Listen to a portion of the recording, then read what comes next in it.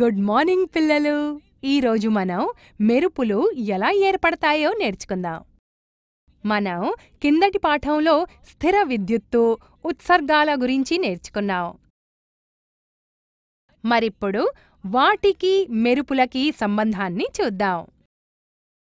పిల్లలు గమనించండి.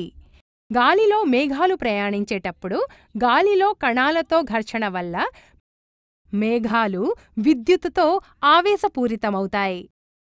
ధనావేశపూరితాలు మేఘాల పై ఉపరితలాలలో జమైతే, రుణావేశపూరితాలు వాటి కింది ఉపరితలాలలో చేరుకుంటాయి.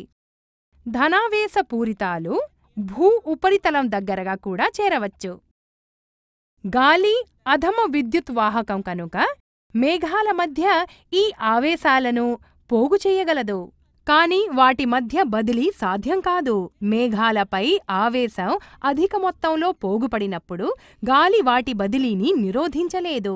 రుణ ధన ఆవేశాల మధ్య ఉత్సర్గం జరిగి పెద్దెత్తున వెలుగు చారికలతో పాటు ధ్వని ఉత్పత్తవుతుంది.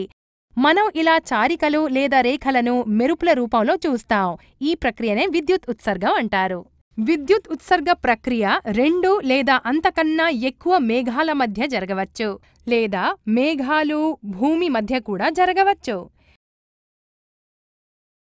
ఇప్పుడు మనకి మెరుపుల వెనక ఉన్న దృగ్విషయాన్ని అర్థం చేసుకున్నాం కనుక వాటి గురించి మన పూర్వీకులలాగా భయపడాల్సిన అవసరం లేదు. కానీ పిడుగుపాటు వల్ల ఆస్తి నష్టం, ప్రాణనష్టం జరగవచ్చు. కాబట్టి అలాంటి సంఘటనలు జరిగేటప్పుడు మనం కొన్ని జాగ్రత్తలు తీసుకోవాలి. పిల్లలు, మీకు తెలుసా, భవన నిర్మాణాలు జరిగేటప్పుడు భవనం ఎత్తు కంటే ఎత్తుగా ఉండే లోహపు కడ్డీని గోడలో అమర్చుతారు. లోహపు కడ్డీ ఓ చివర భూమిలోకి పాతుతారు. మెరుపులు సంభవించినప్పుడు విద్యుత్ ఆవేశాలను ఈ కడ్డీ భూమిలోకి చేరుస్తుంది. దీనిని తటివాహకం అంటారు. ముందస్తు జాగ్రత్తగా ఉరుములు, మెరుపులు వస్తున్నప్పుడు బయటకి వెళ్ళకూడదు. ఒకవేళ మీరు బయట ఉంటే సురక్షితమైన ప్రాంతానికి చేరుకోండి. ఉరుము శబ్దం విన్న తరువాత కొంతసేపు ఆగి సురక్షిత ప్రాంతానికి చేరుకోండి.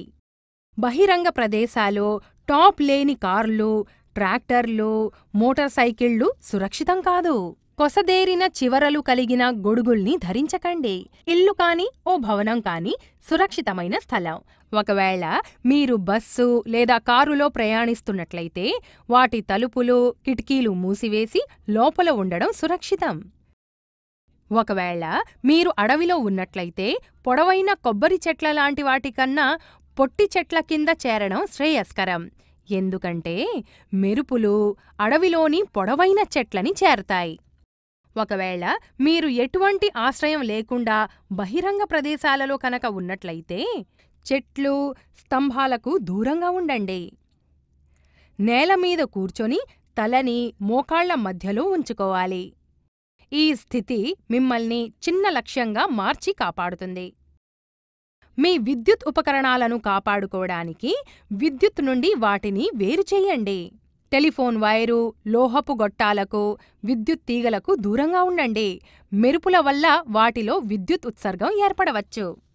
పిల్లలు, ఇప్పుడు మీకు తెలిసింది కదా మెరుపంటే ఏమిటి, దాని నుంచి మిమ్మల్ని మీరు ఏ విధంగా రక్షించుకోవాలో. మేఘాల మధ్య లేదా మేఘాలు భూమి మధ్య జరిగే విద్యుత్ ఉత్సర్గ పద్ధతి వల్ల మెరుపులు ఏర్పడతాయి. మెరుపుల వల్ల ఆస్తి నష్టం, ప్రాణనష్టం జరగవచ్చు. తటివాహకాలు భవనాలను మెరుపుల ప్రభావాల నుంచి కాపాడుతాయి. అందువల్ల పిడుగుపాటు, మెరుపులు వచ్చినప్పుడు సురక్షితంగా ఉండడానికి తగిన ముందస్తు జాగ్రత్తలు తీసుకోవాలి.